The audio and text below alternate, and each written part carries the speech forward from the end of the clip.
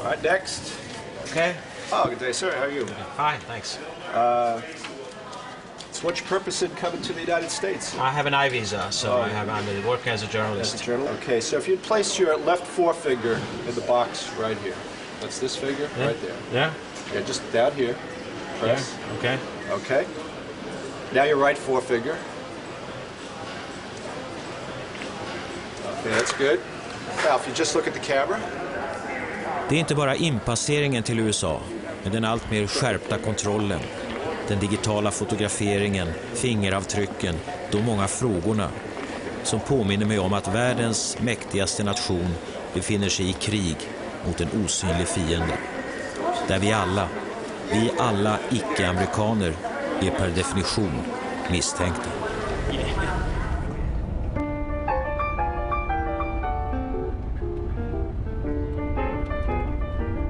För också ute på den amerikanska frihetens oändliga motorvägar, på väg från New York mot huvudstaden Washington, lyser rädslans och nervositetens skyltar mot oss över vägbanan. Rapportera misstänkt beteende, står det på skylt efter skylt. Och än mer när man kommer in i själva stan, in bland maktens symboler och byggnader. Coming to you live from Wolf Trap, just outside Washington, D.C. Det är lördag. Min favorit Garrison Keillor på bilradion skämtar om den nya paranoia. Wonderful place to be in Washington. You're a spectator at one of the great shows that humorists have enjoyed for years and years and years. Government, Congress in particular. The presidency now and then. Easy to tell the tourists from the regulars. We tourists are the ones who do not have the ID badges hanging by chains around our neck. Great sign of prestige and status here in Washington. Shows that you work at a high enough level to justify paranoia. What's up, guys? Yeah, you're driving around with that camera sticking out. It's going to make a lot of people nervous, right? Och väl inne i Washington, poliser, vägspärrar, blockerade gator. Till och med i Washington Post, den mäktiga lokaltidningen, artiklar med rubriker som allt fler hinder för besökare av frihetens symboler. Frågan är om jag kommer... Vad händer om jag kör här då? Kommer jag förbi där?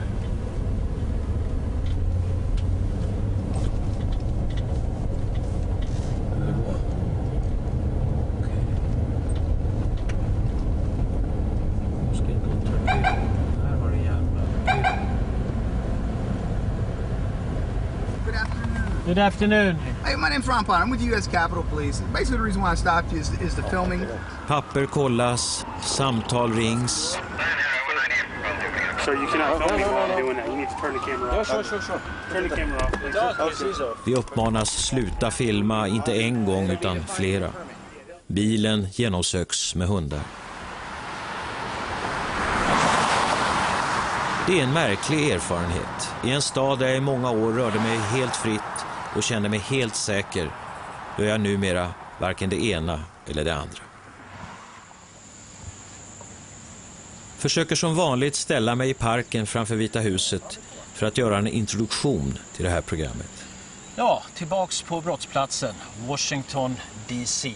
Men inte heller det är längre oproblematiskt. Bakom mig närmar sig ännu en polis. Den här gången på cykel. Sir.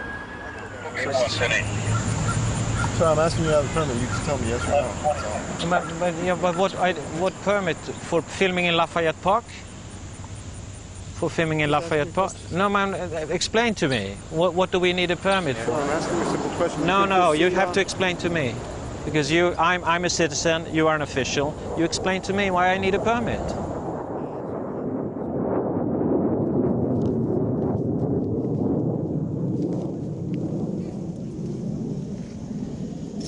Det fanns inte före den 11 september 2001.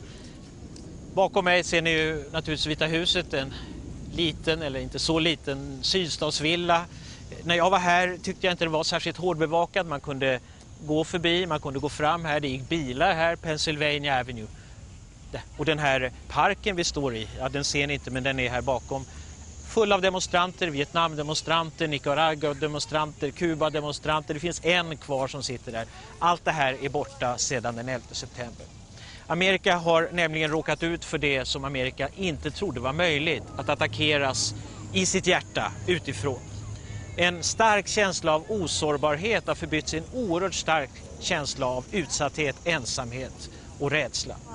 After the 911, but they try to discourage people all the time. To me, I have been through a lot in here by regulations they impose, arrests, beating by Marines, gassing by police, but I'm still in here. But they discourage people, and therefore now it's getting worse. No permits, no people coming here, they're sending all the way over there, and now on the other side, they blocking the whole city. This is sick. So where is the democracy? And I think everyone who clears customs and immigration at Kennedy Airport or at Dulles gets this at some point. This is a society that feels itself at war, not coping with a crisis, not dealing with a foreign policy problem, at war. And it could be tomorrow that the next blow falls. There is no way to explain the trauma caused by 9/11 to the American people. And fighting terrorism became a #1 priority. But the people who caused our towers to be destroyed came from Afghanistan, not from Iraq. So when the administration began to talk about this as if it were one event, that is when I really felt that there had been a misdirection and a misapplication of the kind of support that the president had in the United States as well as abroad. For many Europeans, what is very hard to listen to is all this moral absolutism. But frankly, we are faced with a terrorist enemy who systematically attacks all the premises of liberal democracy, rule by consent, majority rule, minority rights protection, deliberation and persuasion as modes of political argument. And in the face of that, democracies have to fight. I shudder to think of what the political response to the next attack will be. The extremist voices, the disdain for allies, the scuttling of one pact after another. I didn't think that could happen in this country. Bara några dagar kvar till det republikanska partiets konvent i New York, där George W. Bush ska inleda sin omvalskampanj. So you're going to New York? Yeah, to throw Bush out of office. How many people will be going, do you think? It's hard to say. Estimates that 70% or plus of New Yorkers are opposed to the Bush administration, so it's potentially a lot of people. You're tuned in to the third and final hour of the show on News Talk 800 WBHU 1230. Fighting terrorism and the situation in Iraq rank as the top issues for a Republican delegate survey. By the way, we've continued... I'm driving on the New Jersey Turnpike. I wonder what kind of suspicious activities you are interested in. And what kind of activities shall I keep my eyes open for?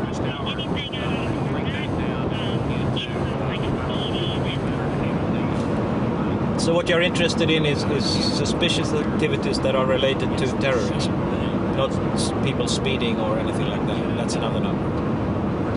Okay. Yes, I will. Yes, thank you very much. Ja, det är suspekta terroristaktiviteter man ska hålla ögonen på. Då ska man ringa det där numret, men jag försöker hålla ögonen på vägen så gott det går. Nu är vi på väg till New York och det republikanska konventet, får se om vi kommer in där, för det är väldigt väl bevakat. The war in Iraq is a war against terror. President Bush said after September 11th, if you harbor a terrorist, if you support a terrorist, I mean, it's a known fact that Saddam Hussein paid families of suicide bombers. He did that. He was... Gata efter gata, gathörn efter gathörn. Poliser, avspärrningar, nervösa blickar. Det var det värsta jag sett. Det är poliser i varje gata. Och gator avspärrade och polisbilar som surrar. Ja, det här är inte en stad som ens vanligtvis är så lätt att köra bil i. Men komma hit under republikanska konventet, det var ingen bra idé om man vill köra bil.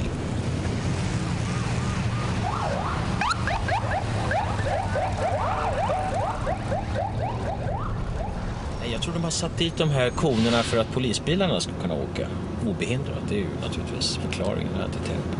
Vilket gör att det blir mindre utrymme för den vanliga trafiken. Men jag tror många har skrämts från att åka in på Manhattan. Det är ingen som frivilligt tror jag har tagit bilen hit. Utan bara självuppoffrande journalister som har mycket bagage. Inga andra. Ibland undrar vad man håller på med. Det får man se. New York Post, 25 cents.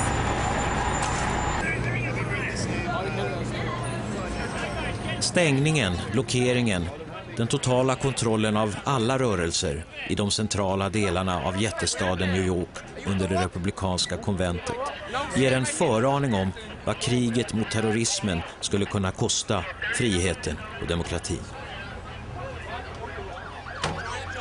Det är en sak att med alla medel försöka förhindra att friheten och demokratin saboteras. En helt annan att göra det med metoder där friheten och demokratin riskerar att bli själva offret.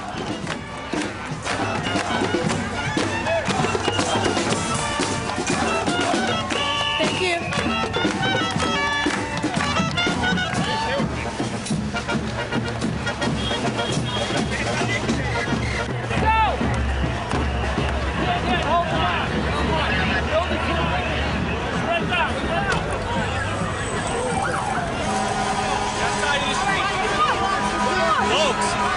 One more minute, everybody's going for disorderly conduct. I'm telling you to move on that side of the street.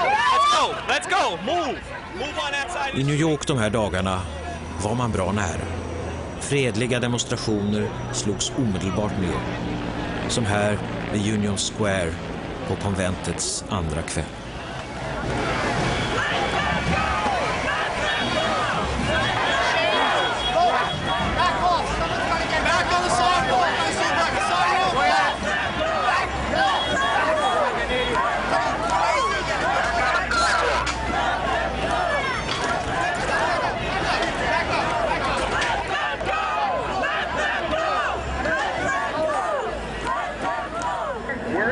Demonstrators arrested here were planning to go or not go. They weren't going to Madison Square Garden. The security plan is designed to make the path to the convention impenetrable, and it worked. Och när vi dagen efter skulle försöka ta oss in på konventet, ja då såg det ut så här. Thank you.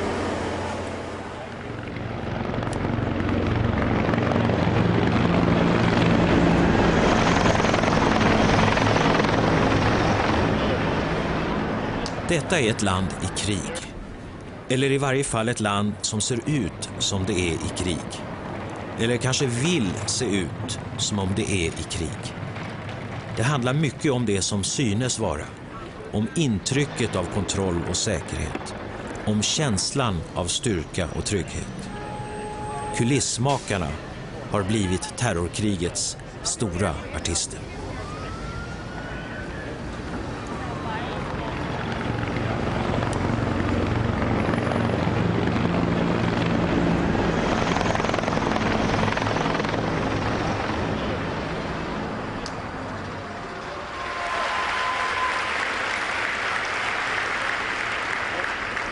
That you're more likely to see a Social Security paycheck when you retire than a UFO. And so this is the type of... Nu kommer vi ända in i konventet. Nu ska vi runt hörnet. Jag trodde jag aldrig skulle gå. Just när vi kommer in är det presidentens döttrar som kommer ut på scenen. Båda extremt utnyttjade under konventet. Det är tidig morgon och tid för ett särskilt ungdomskonvent. Och allt verkar lika hårt kontrollerat som vanligt.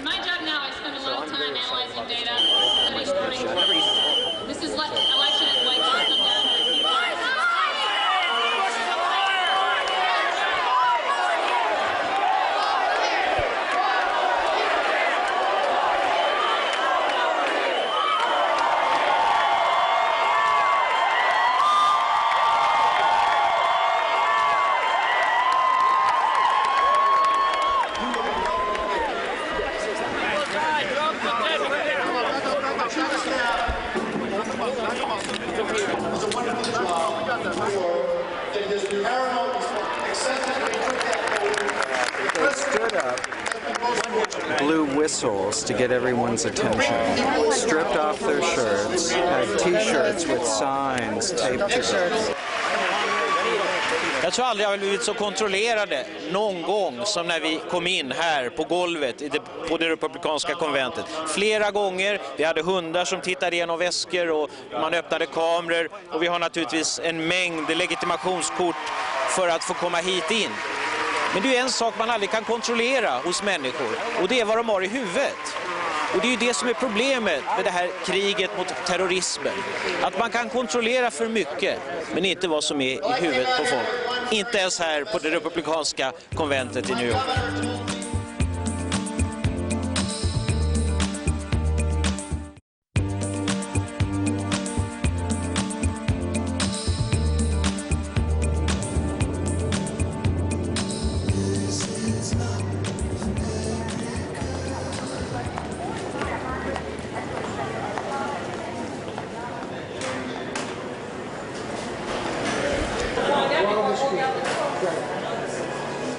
Ett av de för oss icke-amerikaner synligaste tecknen på att Amerika befinner sig i ett gränslöst och ändlöst krig mot terrorismen är den drastiskt ökade kontrollen av utländska besökare.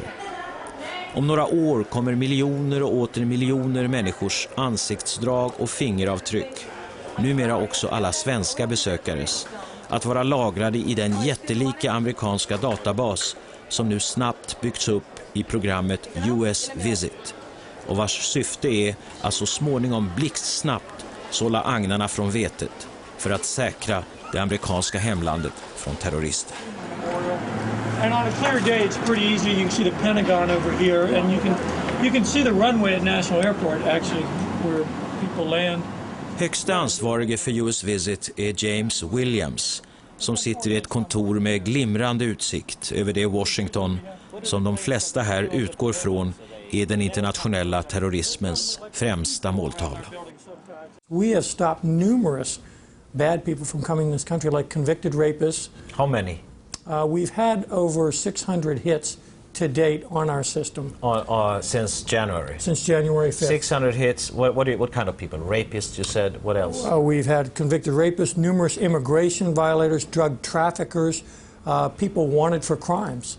And those people have been, as their biometrics are taken, and within 5 seconds, we know whether they're on our watch list, depending upon the nature of the crime behind it. That person's either been apprehended and extradited to the law enforcement authority who wants them, or they've been turned away and sent back. But how many terrorists did you catch? Or? We haven't caught any terrorists yet.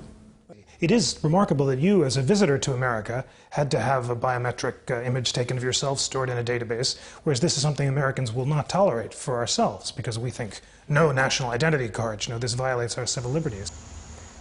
Om rädslan får råda, om den till och med förstärks och får fotfäste i det amerikanska samhället, då kanske det är slut med det skydd för den privata integriteten, för den frihet som amerikanerna varit vana vid, eller åtminstone trott sig ha haft.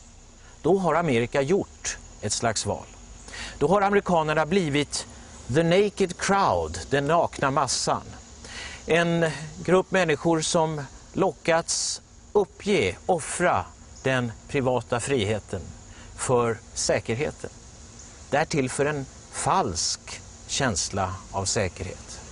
Den som skriver det är Jeffrey Rosen, en av Amerikas absolut skarpaste rättsjournalister. Han bor här. Låt oss träffa honom. This is a remarkable truth about American culture, that we are willing to impose on others, on foreigners, aliens, non-citizens, forms of surveillance that we will not tolerate for ourselves. Aliens in America have no political constituency, and I know that you in Europe are appalled with the sort of treatment of aliens after 9/11. It's a quirk of American political culture. But the rubber will soon hit the road because it's obviously impossible to impose on Europeans vast biometric surveillance systems and not expect to have Europe reciprocate and try to impose those on Americas. Also, if the successfulness of these systems depends on connecting the dots and comparing the trustworthiness of every traveler, it doesn't make sense to distinguish between citizens and aliens. So there's certainly a danger that the treatment of aliens is the first step toward an architecture of surveillance that will soon include American citizens as well. You argue in your book that these technologies, as they are now employed, are inefficient or they're perhaps useless in catching terrorists, which was the reason they're now put in place. You can fool the system merely by wearing glasses or a beard. You know, sometimes the system identifies a man as a woman. The other thing is, to have a biometric system that works, you have to have a database of the known terrorists. And we don't know who the terrorists are. Terrorism, by definition, the crime that has no face. So we know that the al-Qaeda operatives who are most dangerous, who are being arrested recently, have no criminal records. The idea, the hope, and it's not only, but it's a distinctively American hope, that through technology we can categorize the good people versus the bad people, and alerts will go off when the bad people come in, has not been borne out by empirical evidence. Do you think America, and perhaps other societies, but America in particular, is at a turning point when it comes to the balance between freedom and security? It very much is. It certainly is. Mostly because Americans are technophiles. We're addicted to the silver bullet, which seems democratic. We want everyone to be treated the same. But in constructing these vast mechanisms of surveillance that purport automatically and without discrimination to decide who's good and who's bad, we run the risk of assembling an architecture of surveillance that may linger after the threat has passed.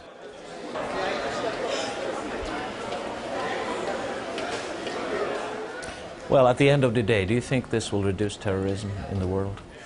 We are in a war against terrorism. There are people out there who frankly want to kill America and kill Americans and harm our country. And I think we do have to take steps to protect American citizens and our American facilities. But at the same time, as I said before, we're implementing this in a way that will facilitate that 99.99% of the people who come to the United States for legitimate reasons, to study, to travel, to see family, to do business. We want those people to come. But to catch 0.01% or having the possibility to do that, 99.9% of people will have all their information stored in a huge database. That's the price then you think we have to pay for it. I think it is. Remember, those 99.99% of the people are more secure in coming to our country than they were before we implemented the system. And the few people that we're catching, those are people who can do great harm to our citizens and our visitors.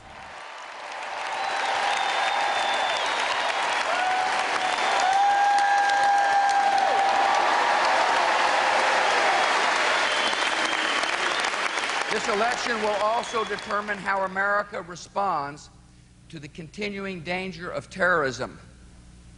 And you know where I stand. 3 days after September the 11th, I stood where Americans died, in the ruins of the Twin Towers. Workers in hard hats were shouting to me, "Whatever it takes." A fellow grabbed me by the arm and he said, "Do not let me down." Since that day, I wake up every morning thinking about how to better protect our country. I will never relent in defending America, whatever it takes.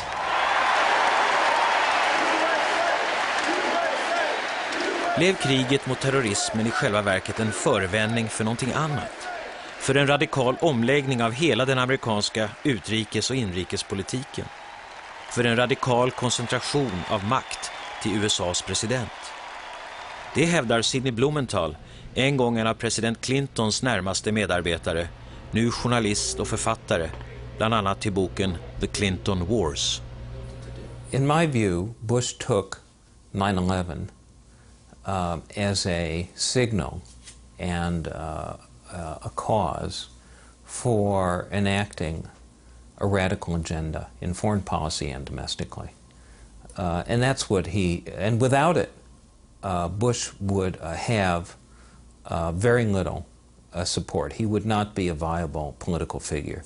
His entire persona as a political figure and his program rests around the war on terrorism and his projected role in it.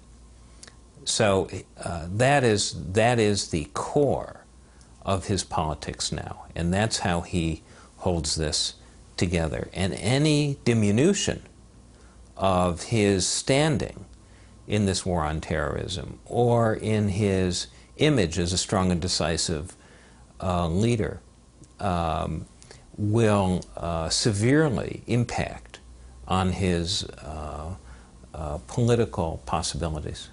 I shudder to think of what the political response to the next attack will be. All of the demands for transforming society, saying nothing is the same, we can't afford these old ways, will be resurrected. The government now has in the waiting a draft bill to expand the Patriot Act in ways that make the first version seem tame.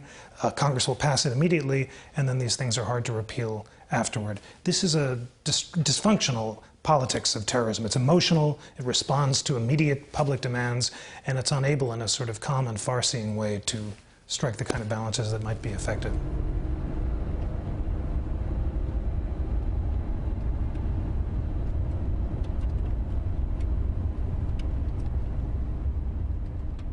Det ska inte dröja så länge förrän vi själva blir föremål för den misstänksamhet och den vaksamhet med vilken resenärerna på Amerikas motorvägar ideligen uppmanas betrakta omvärlden och sina medresenärer.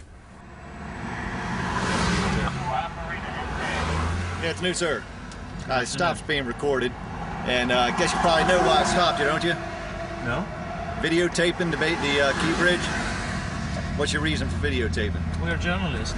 Okay, do you have any ID? Do you have the registration for the vehicle? Just take a minute to just run your information. 10-4, thank you.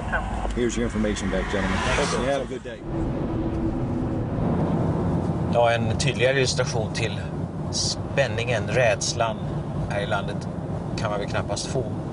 Vi körde över en stor bro och en vaken medborgare i en annan bil såg att vi filmade och ringde polisen, och några minuter senare så blev vi stoppade.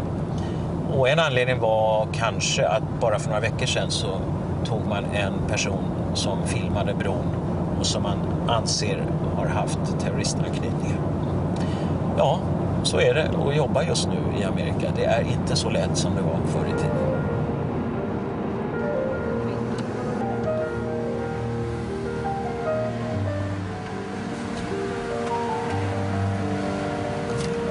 Not a good idea with that camera facing over here. If they facing over there, I'll make no movies down here, man, because the state police want vehicle numbers that are playing with cameras, so you know, okay? Kriget mot terrorismen hade från början ett brett stöd i USA, också från demokrater och liberaler. Sådana som till och med ansåg att det efterföljande kriget mot Irak var av godo, eller åtminstone det minst onda alternativet, The Lesser Evil, som också är titeln på en bok av Michael Ignatjev, professor i mänskliga rättigheter vid Harvard-universitetet i Cambridge utanför Boston. Det är dit vi är på väg i kvällsmörkret. I supported the war in Iraq because I'd been in northern Iraq in 1992. So the awfulness of the Saddam Hussein regime was not an abstraction to me. I had met people who had been tortured and killed by him. I had been to interrogation centers in northern Iraq in the Kurdish zone where I'd seen the instruments of torture. So it wasn't propaganda, it wasn't ideology, it was a reality. This was a man who engaged in systematic massacre of his own population and ethnic cleansing. So for me, the chance to overthrow him seemed to open the possibility of achieving a very important human rights good. But I should make it clear that I never thought, and I said so then, I never thought that human rights reasons alone were sufficient. You had to join the human rights case to a case about his imminent security danger. I mean, the fact that he either possessed or was about to possess weapons of mass destruction. I believed what the President and the Prime Minister told me about this second danger, right? It was a binary case. You had to have both of these cases together. So hesitantly, as a lesser evil. Why is it a lesser evil? Because wars kill people. I mean, let's not pretend that the use of military force to defend human rights is anything but problematic. How do you know it's a lesser evil in the long run? Maybe the war will have results that might be very evil. Or very good. Yeah, but you don't know. Of course. But I mean, this is the nature of political choice. I made the case for the war on the basis that there were consequences here so valuable, i.e. that people could live in freedom, that I was willing to take the risks. But let's you know, as we sit here now in September, I have no way of knowing whether history will prove us right or not. And there's no hiding place here. If Iraqis end up in a country in civil war and in chaos, I will have been wrong. I will have been wrong about the most important public policy issue of my generation. Om det fanns liberaler som stödde risktagaren George Bush, fanns det konservativa republikaner som inte helhjärtat gjorde det. Exempelvis Jean Kirkpatrick, på 80-talet Ronald Reagans FN-ambassadör och en tongivande hök i utrikespolitiska frågor. Hon medger att det finns en koppling mellan de politiska värderingarna hos Ronald Reagan och George W. Bush. Men ändå en avgörande skillnad. Let me just say, it's true, I served under Ronald Reagan, and I served in his cabinet and his National Security Council, and I worked with him a lot, and I came to know him well, and I think that his policies are quite different. His policies were quite different, in fact, than those of our current president. I think that Ronald Reagan was very particularly reluctant to use force. I think there's a different sort of feel about Ronald Reagan's discussion and decisions even concerning the use of force than about that of George W. Bush. I think George W. Bush is his rhetoric is bolder, and rhetoric is very important, as we all know, particularly in politics and in world affairs. So I think it gives a different feel often to his policies. A certain recklessness. Well, I wouldn't say that. You said that, I didn't. Tog världens mäktigaste nation under George W. Bush en gigantisk risk. Inte bara med sitt eget öde, utan med världens. Utlöste den 11 september ett vägval som det kan bli svårt att backa från. Är vad vi nu bevittnar slutet på den amerikanska eran i världspolitiken. The end of the American era. Och inte början på den. Many analysts think that September 11 is the new Pearl Harbor, the event that reawakens America and the rest of the world to the dangers of Islamic fascism in the same way that Pearl Harbor awoke America to the dangers of Nazism and Japanese militarism. But I think that in some paradoxical and sad respect, 9/11 is really ending the period opened by Pearl Harbor, and that is relatively benign American leadership of the international system. Because what we've seen happen over the last few years is the United States compromise what is perhaps its most precious asset, and that's not its military forces or its aircraft carriers, it's its legitimacy. It's the degree to which other countries, even though they may at times revile America's heavy hand, in the end of the day respect America, in the end of the day follow American leadership. I think what we've seen since September 11 is exactly the opposite. Countries that used to walk with the United States are now walking away from America. Countries that used to respect the U.S. are now resentful of the United States. And that is creating a huge revolution in the underpinnings of the international system, so much so that the anchor of that system, the West, the idea that America and Europe together form the foundation of international order, that could be gone. The West, in some ways, doesn't exist as a coherent entity anymore. What America woke up to on 9/11 was the discovery that the Europeans were 10 years ahead of us in deciding the time would come to rethink the security structure. That there were people in France and Germany especially who are building new security structures independent of the United States and often antagonistic to the United States. And the whole story... Antagonistic to the United States? Very explicitly so. What America has been discovering, to the grief, the deep grief of many people here who thought differently, was that there are people in Europe who imagine this new, strong and united Europe not as a partner to the United States, but as a counterpoise to the United States. The Bush administration came into office with what was a new attitude towards the world and towards the nature of American leadership in the world. Not virtually, but literally, every single one of President Bush's predecessors, going back to Harry Truman, certainly including President Bush's father, had a view of the world that struck a balance between the requirements and the opportunities that come with American power and the need, whenever possible, to exercise that power in the context of international agreements and international institutions. President Bush came into office with an unprecedented degree of skepticism about what might be called the multilateralist approach to the world. But how much real change can there be? The world has changed. Terrorism is a fact. United States is the only superpower. Already during the Clinton presidency, United States acted on its own in several issues, actually. It is certainly the case that the strong impulse to act alone, if necessary, has been there in the American makeup for a long time. And you're absolutely right, it was apparent in the Clinton administration. I experienced it as Deputy Secretary of State. I can remember many trips to Europe being remonstrated with by European colleagues about American unilateralism. Where I disagree with you, though, is the notion that this is simply a difference in rhetoric, or even a difference in degree. I think the proposition could be put this way.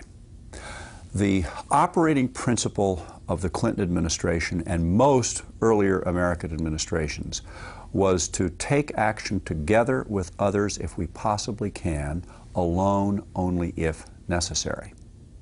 That proposition has been stood on its head by the Bush administration. Their default position, their operating principle has been to take action alone if possible, with others only if necessary.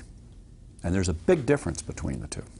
Stroke Talbots tidigare chef, utrikesministern i president Clintons andra administration, Madeleine Albright, är idag engagerad som rådgivare i utmanaren John Kerrys kampanj. I'm really very much of an internationalist, and I'm still around. President Bush combines, in my view, two strains in the American mind or American history: unilateralism, acting alone in a kind of missionary way, and isolationism, keeping to yourself, America first. And many people, at least some people, fear that the reaction to the failure in Iraq might be a return to isolationism, that the United States will again close itself on itself. Well, I'm concerned about that too, which is why I find it so important that we elect a president who understands that America in the 21st century cannot act alone, or withdraw behind our borders. I mean, it may be something that people could do in the 1920s, but it doesn't make any sense in a world where there are transnational problems. But what it also means, frankly, is if Senator Kerry gets elected, which I believe will happen, then there will be responsibilities from others to understand that partnership is a two-way thing. And the Europeans and others who have been so critical of President Bush will have to understand that when Senator Kerry talks about building alliances, it takes 2 or 16 or 26 to do it. But why would Europeans or other nations risk their forces in a project that is at present not succeeding? Why should they change their mind about it because the United States has a new president? Because I think, sadly, this war in Iraq is a threat to everybody. However it started, and we've mentioned that it was, I've said it was a war of choice, not of necessity. But getting a solution to it is a necessity and not a choice, because it is now a chaotic situation, which in many ways, whether Europeans like it or not, is affecting and will affect their lives if terrorism spreads, if there is a greater instability in the Middle East and the oil supplies are disrupted. And the truth is that there have been wars started in Europe by Europeans in the last century, which was something that the United States was not interested in. And because, in fact, all our national interests were affected by the First and Second World War, the United States came in and helped. So, this unfortunately happens, is one country gets other countries pulled into a mess, and then we all have a common responsibility to try to figure out how to get it right.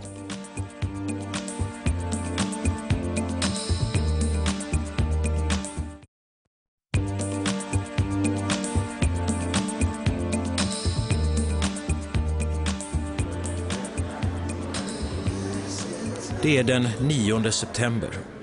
Ska kriget i Irak bli den avgörande frågan? I New York Times 3 helsidor porträtt av 1000 soldater som fram till den här dagen har fått sätta livet till. Och bilden på ännu ett av de många spontana minnesmonument som redan nu växer upp runt om i Amerika. When we originally started this, there was the war was officially declared over, and I think there was about 400 soldiers that had died at that point. And now we're over 1,000. Och om 2 dagar är det den 11 september i Amerika. 3 år har gått sedan katastrofen, vändpunkten. Men vad är numera minne och vad är politik?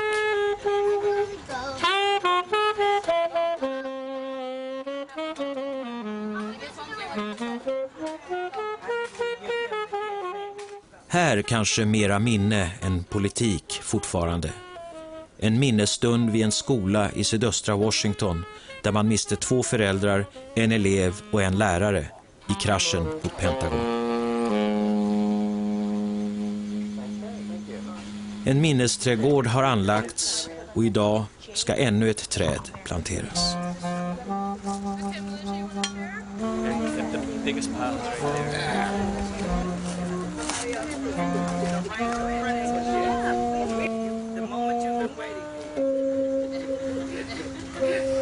Jag frågar en av deltagarna i ceremonin om vilka de kvardröjande effekterna av den 11 september är.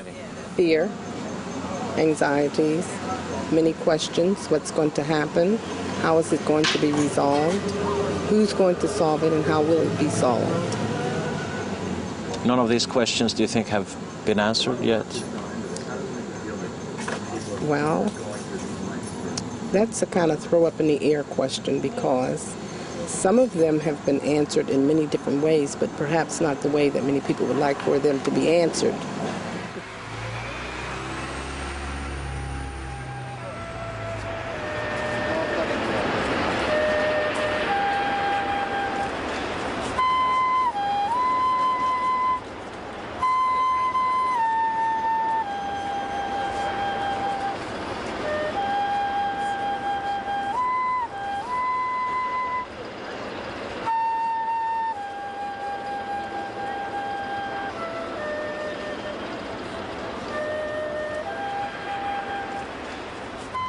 Ja, vad hade hänt med Amerika och med världen om inte det här hade hänt? Det är ingen som vet. Det vi vet är att det sår som här revs upp inte kommer att läka i vår livstid. Eftersom risken för att det rivs upp igen och kanske fördjupas med en ny terrorattack, den risken kommer inte att försvinna i vår livstid. Så rädslan och rädslans val, det har vi kvar. Den stora frågan är hur Amerika kommer att hantera sin rädsla och sitt val.